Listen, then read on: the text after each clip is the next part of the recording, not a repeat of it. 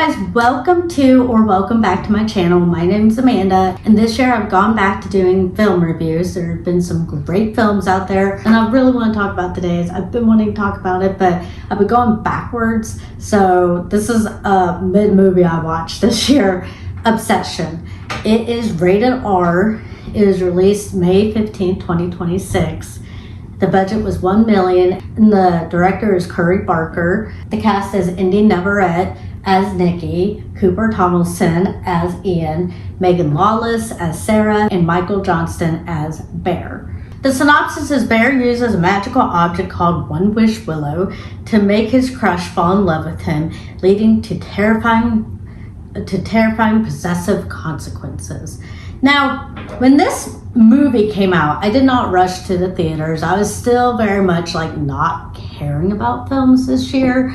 And I kept seeing all these film reviewers reviewing it. I wasn't watching the videos, but I saw that it was getting a good buzz about it.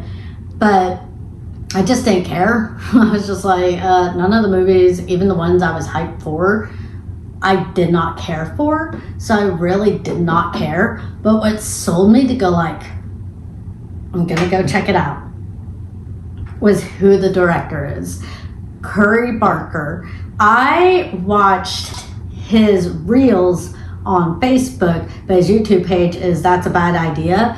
And him and Cooper Tomlinson are so hilarious. I have always loved a lot of their videos, and I send them to my sister all the time. I'm like, these guys are hilarious. So he's made a horror movie? Curry Barker made a horror movie? I have to go check it out. So I told my sister, and I was like, we're gonna go see Obsession. She's like, I don't know anything about it. I'm like, I don't know anything about it, except Curry Barker is the director. And she's like, okay.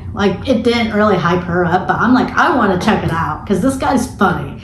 So I was interested. So we went and saw it, and I really did enjoy it. I think everybody has loved this movie. I love that everybody loves this movie on the level that I love this movie. Because I love this movie on such a great level. Terrifier 3.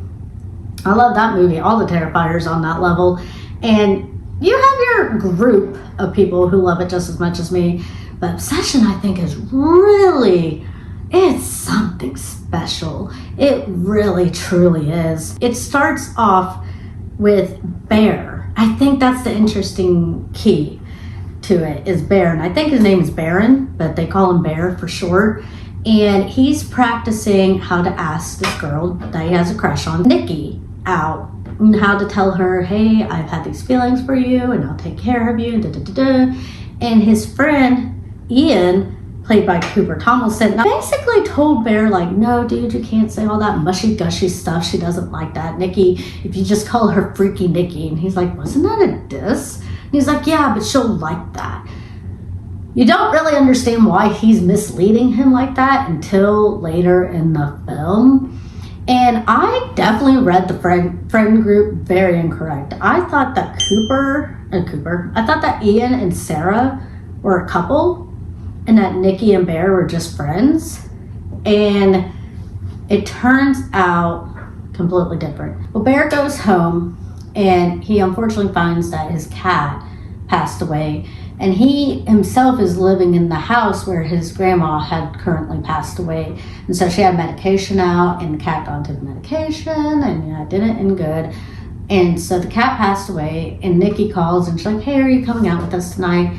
He's like, no. He's going to say right then and there, oh, my cat died. But he doesn't tell her. He's just like, no, I'm not feeling the best. And she's like, well, just so you know, I'm quitting. Because they all work together at the same place, the same store. She's like, just so you know, I'm quitting, so this is kind of my goodbye get together. And he's like, okay, I'll go. On the phone, she said that her crystal had broken. So he went to a store in between going to the party, going to the get together, to then to a store to get her crystal. And instead he finds a little gift called One Wish Willow. And the store clerk is like, whatever you do, you can't come back complaining. He's like, do people complain a lot? She's like, well, just whatever happens, We can't, it's unchangeable. We can't do anything about it. It just is what it is.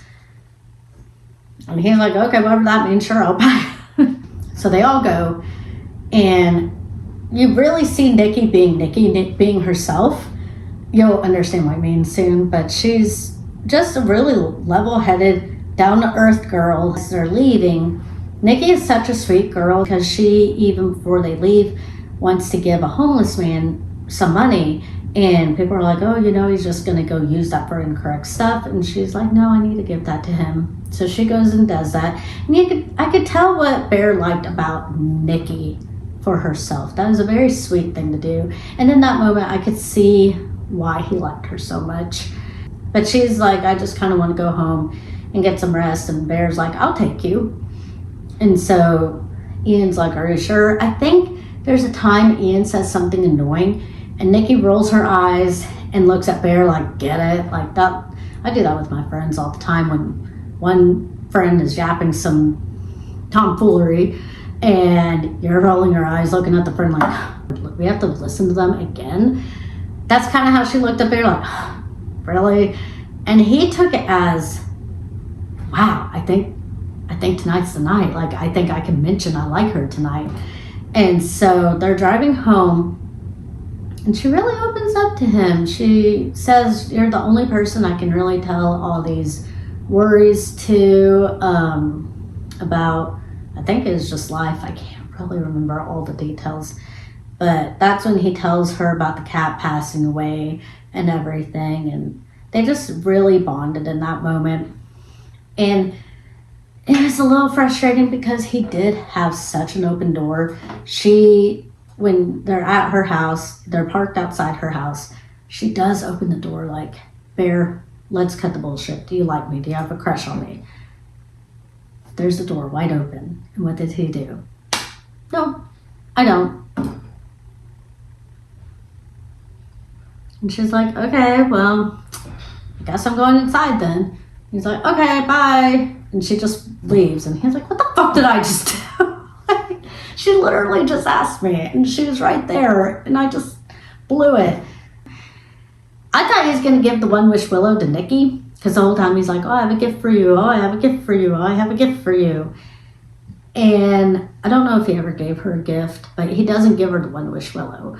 So after she leaves, he's like, what the hell did I just lost the opportunity. And he sees the one wish willow, and he takes it, and he really mumbles it. I was like, the fuck did he just say?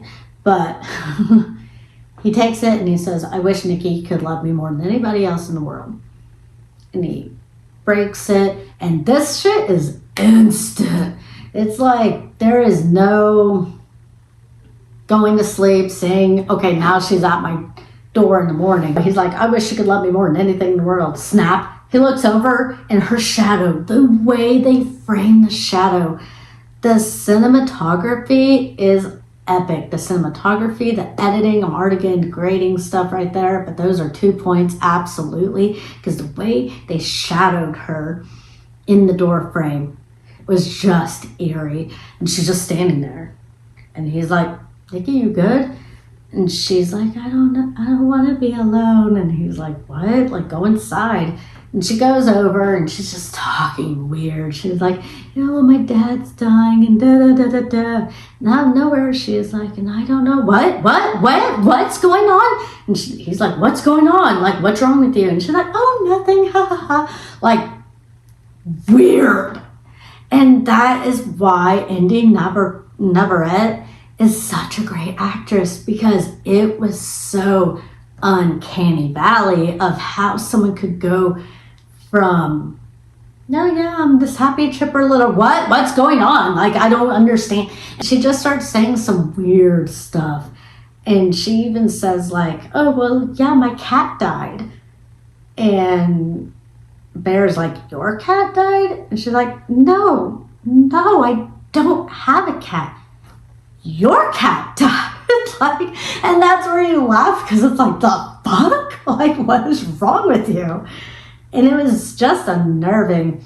But they go home, and it gets even weirder. It gets so much weirder. And they start making out.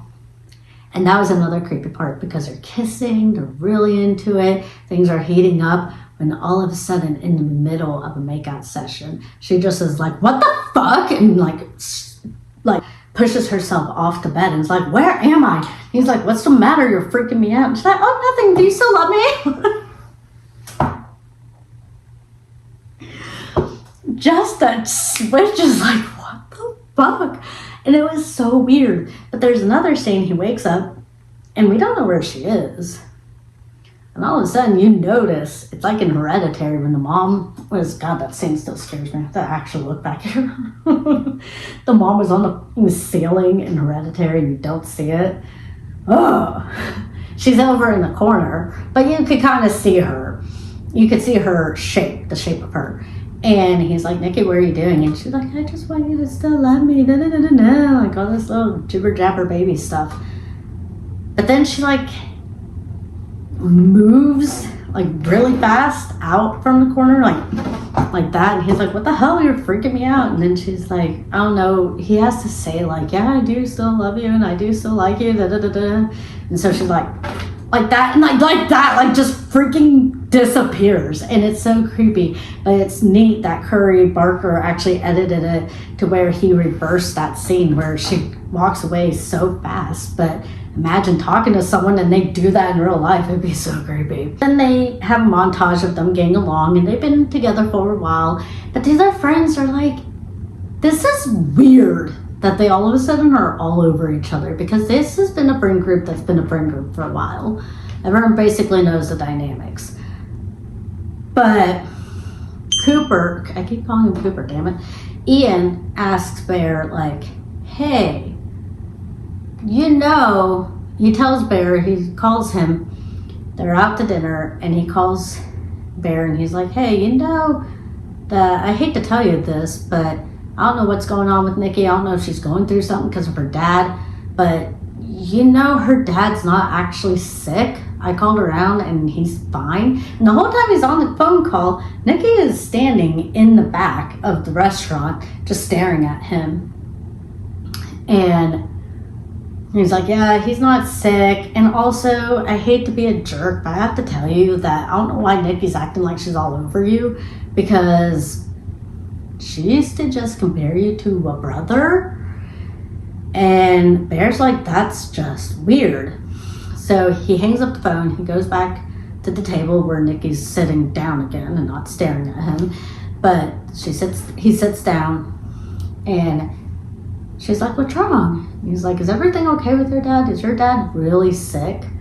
And this part, I clocked it because Inde Navarrette actually admitted that she did get inspired by two movies, Get Out, well, several movies, but the two I got was Get Out and Pearl.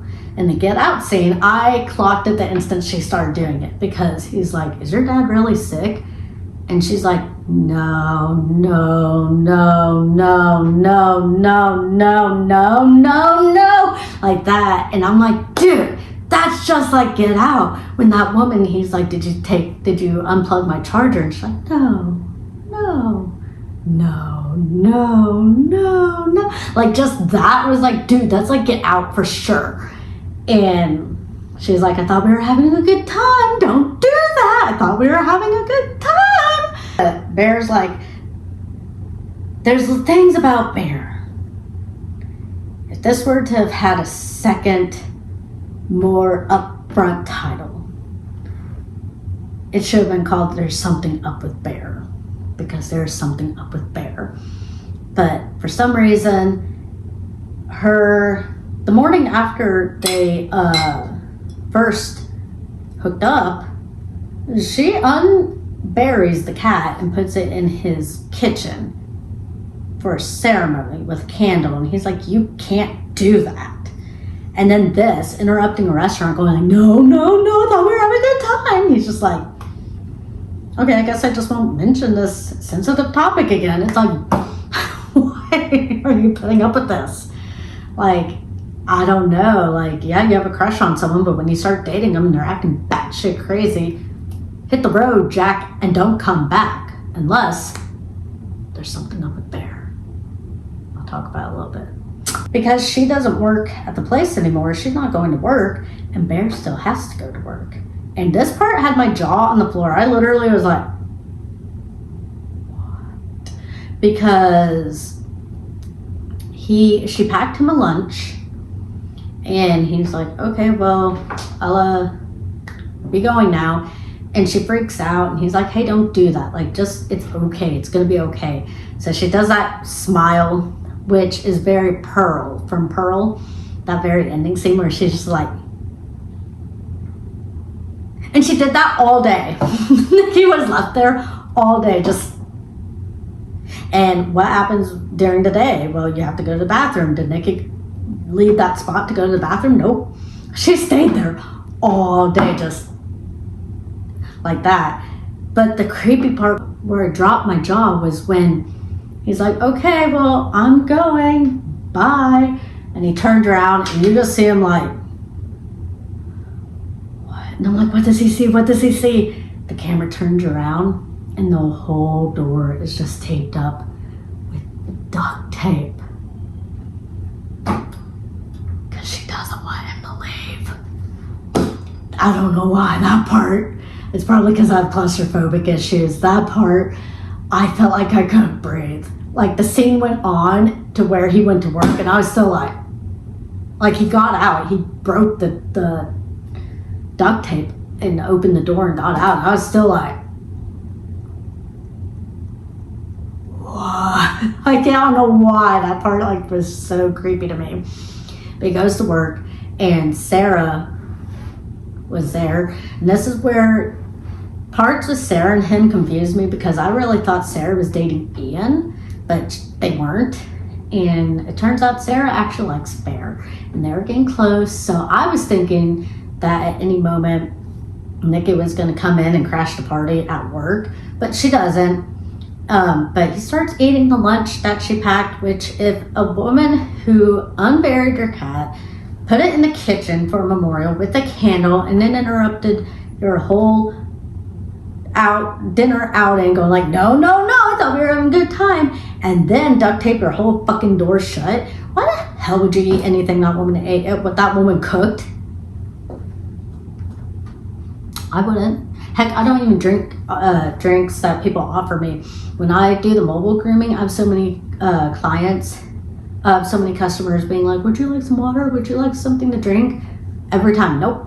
There's one customer I will trust, and plus they give me Mountain Dew. I do like Mountain Dew. I am weak for Mountain Dew. Okay, it's my weakness. And I know these people on a personal note. But besides that, any other customer that's like, would you like a water? Would you like a coffee? Nope. I do not eat or drink anything that anyone makes me. Like, I'm such a control freak, and I'm so worried about what could possibly be in my food or drink. It's a no. But Bear's like, Nikki made me a sandwich.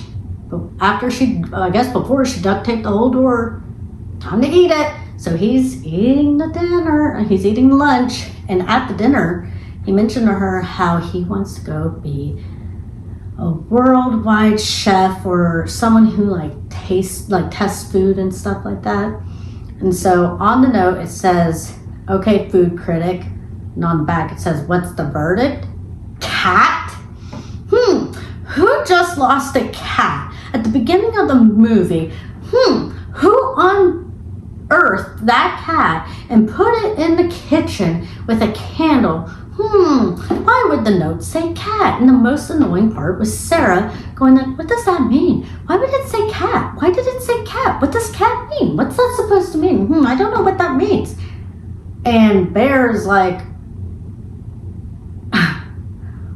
this is my cat. So he throws up naturally. And the whole time you still hear Sarah going like, what does it mean? What does cat mean? I'm like, shut the fuck.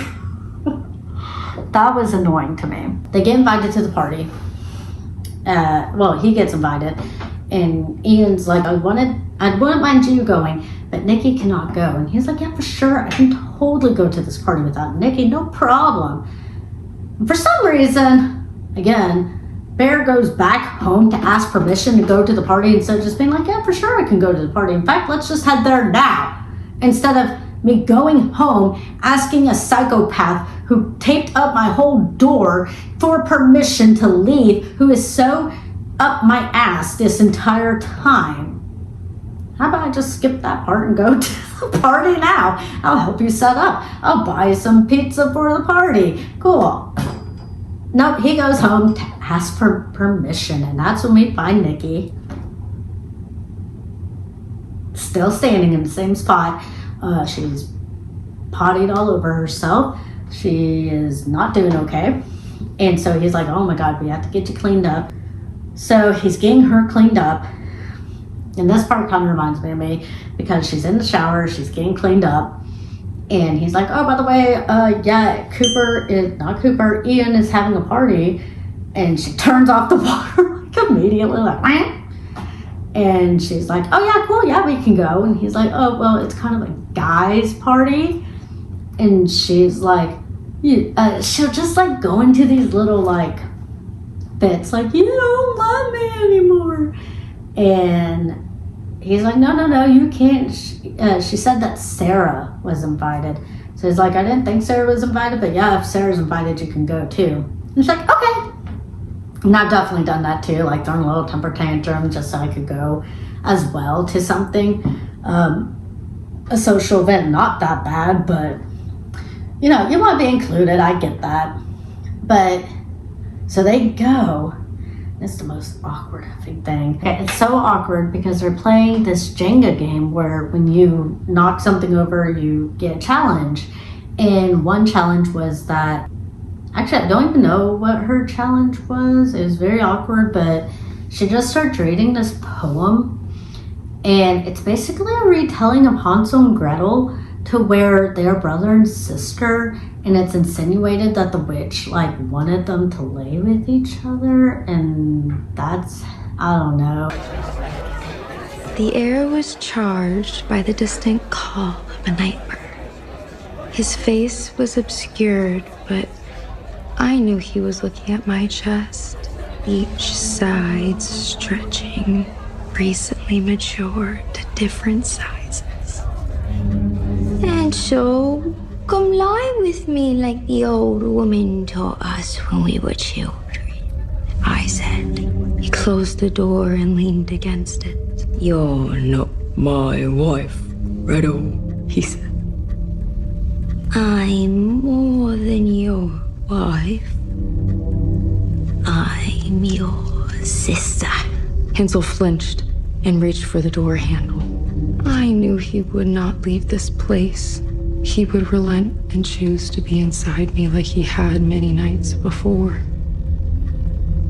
If not, I would fillet his meaty forearm, roll it like a stick of licorice, and insert the flesh between my legs.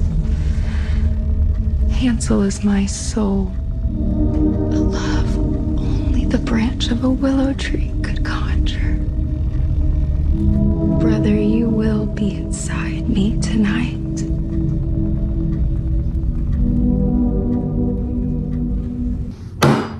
That's the little poem that she read out loud. The next person to get a Jenga move was Bear.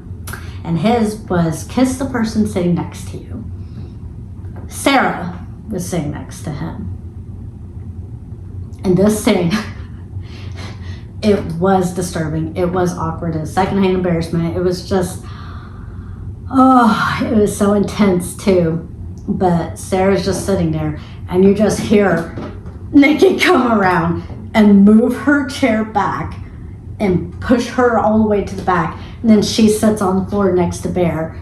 So he awkwardly leans in and kisses her.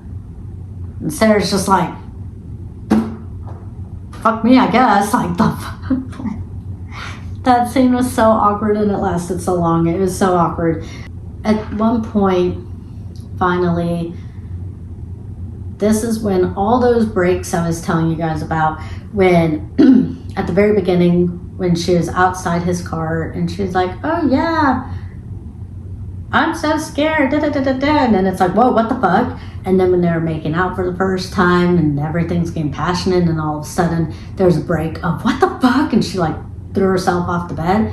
Another one happens here after she performs this amazing poem to the class. And the break is Nikki. The break is the actual Nikki breaking through the persona of the One Wish Willows.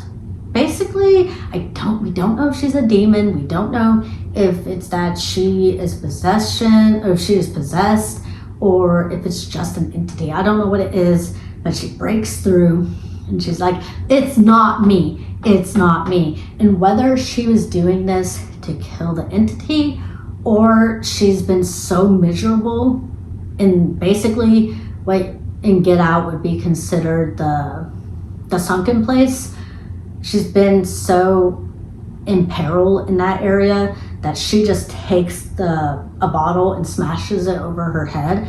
But then the lunatic side comes on. They're like, you have to get her to the hospital. And the whole time in the hospital, they're trying to get her inside, and she's dancing in the rain and all that stuff. And she's like, I don't want to go. And so they don't take her. Bear gets freaked out after the bottle smashing, and he calls the number on the back of the One Wish Willow. And I like this part because you get a cameo from the director, Corey Barker, and it was really great to hear him. Again, he kind of broke the tone for me, but I loved hearing that he was even in it, so I didn't mind at all. But he calls the number, and you hear Corey Barker's go like, hello? And he's like, so do you wish to cancel your wish? He's like, no, I don't want to cancel it. I just want to alter it. And he's like, no, we don't do that. And he's like, okay, fine. Then I guess if I can't alter it, I just want to cancel it. And he's like, no, we don't do that either. He's like, what the fuck? Then why'd you say, do you wish to cancel it? And he's like, I just wondered, but yeah, we don't do that. So he's like, but you can talk to Nikki real quick if you want. He's like, what? What do you mean? And you just hear her screaming, the real Nikki, screaming for her life, like just in terror. And he couldn't stand hearing her anymore, so he just hung up the phone. And then later that night, Bear gets a text from Sarah saying, hey, we need to talk. And this whole time, Sarah's been trying to get into college. And this reminds me of being the acceptance letters into college back in the day. And you do hope, oh, maybe this letter. And she's on the last and final school she wanted to go to. So she texts Bear and she's like, I want to open it with you. And so he's like, I really can't. She's like, if you don't come here, I'll go there. He's like, okay, I'll be there in a few. Like, yeah, you ain't coming near Nikki because she hates you. And so he starts sneaking out of the bed. And this is so sad. A voice talks to him and says, Bear. And you notice the body of Nikki isn't moving, isn't speaking, isn't awake. But you hear Nikki. And she says, Bear, can you please kill me? Because again, she has been being tortured this whole time. And instead, remember, if this had a second title for me, I think it would be called There's Something Up with Bear. Because instead of either mercy killing her or finding a way to get this girl out of this situation, there's something up with Bear to where he replies, why is it so hard to be with me? To which Nikki responds, I have never been with you. And he leaves her alone. And he basically, again, there's something so up with Bear that he is almost to the point of being mad at Nikki for never being with him and viewing him more as a brother, that he's just gonna leave her. Even though it's torturous, he's just gonna leave her. Because, well, you don't like me, so whatever. But he goes and meets up with Sarah when they get to talk about the future, and she's like, maybe we could get in a dorm together. Maybe we could do this stuff together. And he starts thinking, maybe I don't need this One Wish Willow. Maybe Nikki's not the one for me. Maybe. And right when you think, yeah, maybe they could have a future. Yeah, Nikki comes, and I'm going to be so honest, I was literally sleeping because this was at midnight. I think I was watching this. And again, I've been so busy in my personal life with grooming dogs and then my baby and all that stuff. And it's just, I was so tired, but I wanted to see the movie. But this was a slow part, a gentle part of the movie. So I did kind of start nodding off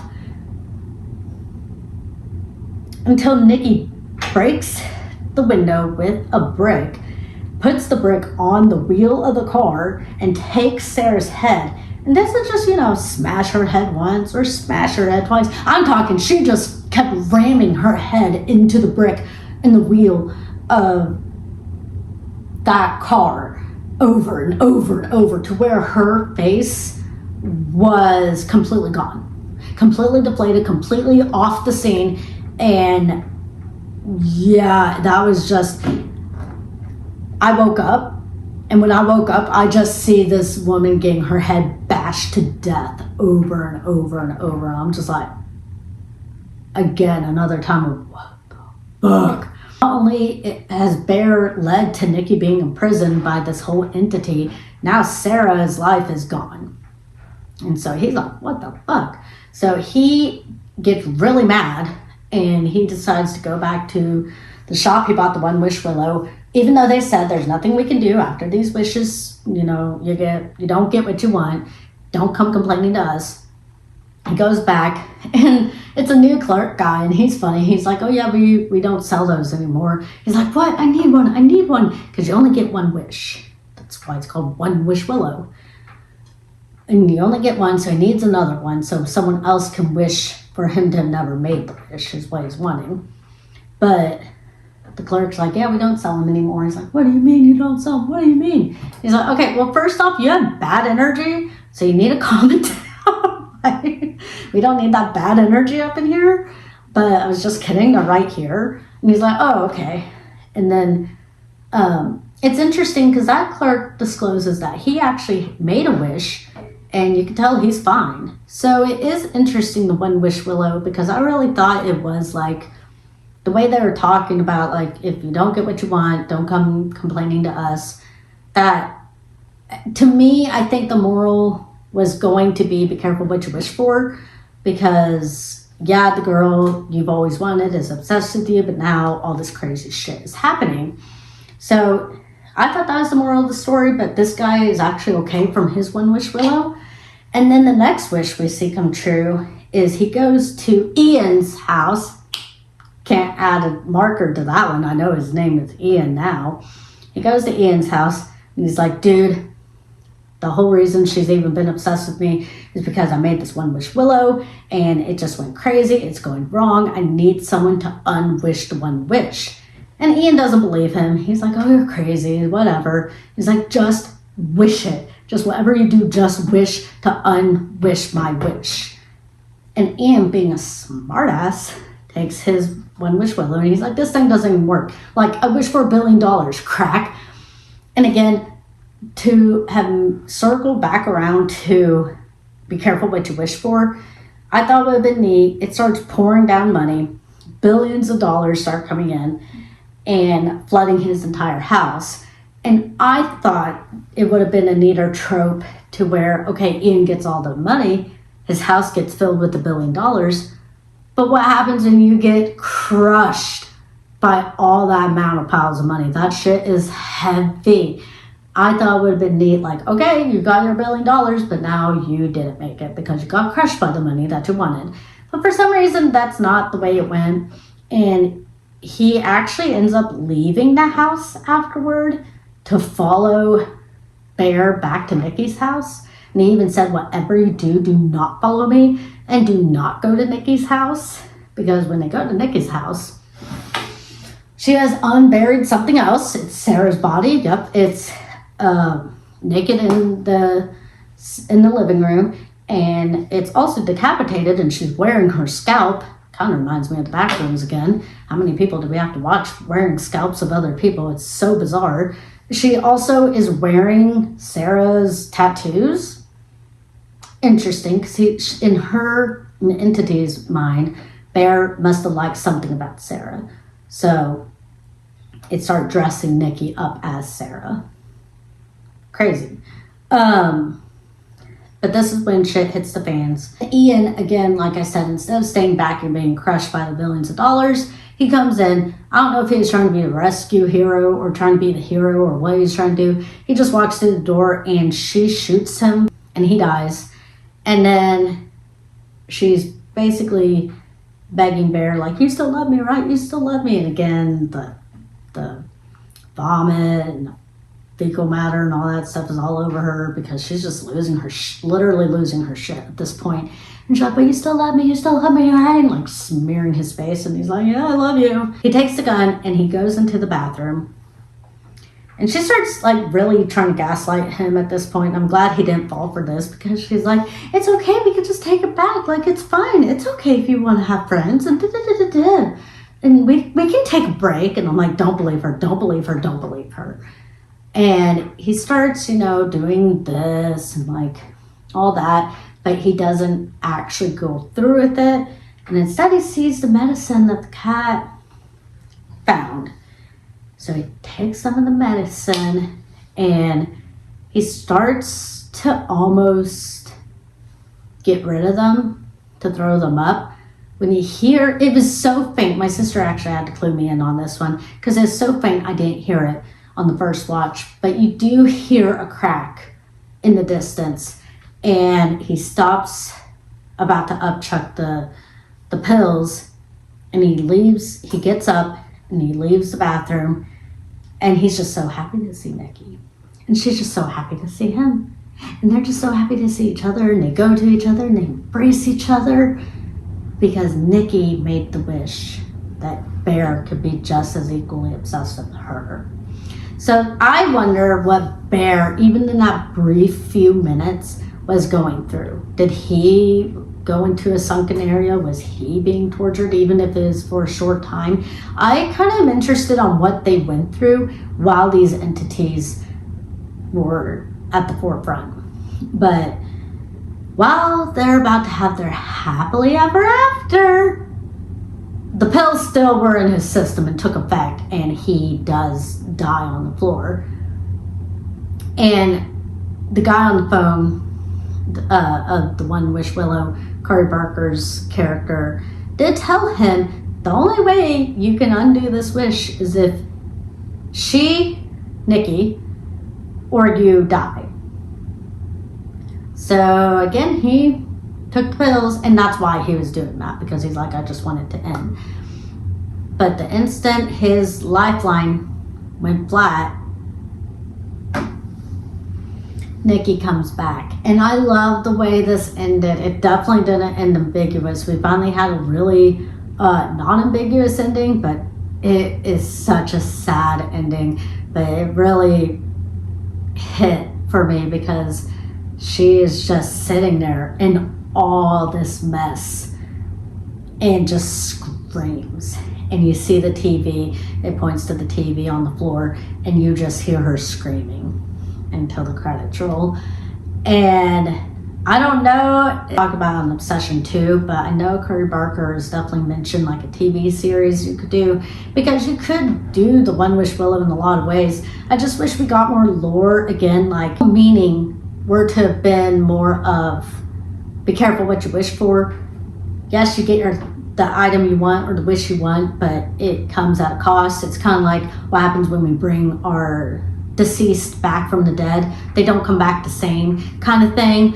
But knowing some people got their wish and they're okay at the end, I just want to know more about the wish. I want to know more about what happens to them while the entities are in place.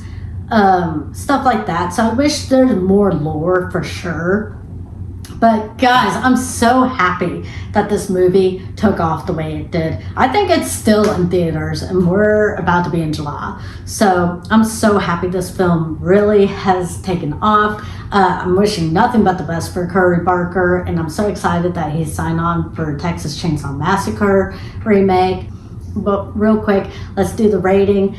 This gets honestly all of it: acting, intrigue, story, script, editing, iconic, rewatchable, and cinematic. Just the lighting alone of how they lit Nikki. There's a scene when she comes to his house. I didn't mention it, but when she first comes to his house, the next morning, and she's like, I'm sorry if I scared you. She's her, but she's in the shadows, but the light is gleaming enough to where her eyes are like glowing. And I'm just like, I remember even watching it during the first time, and I was like, that is such a cool effect.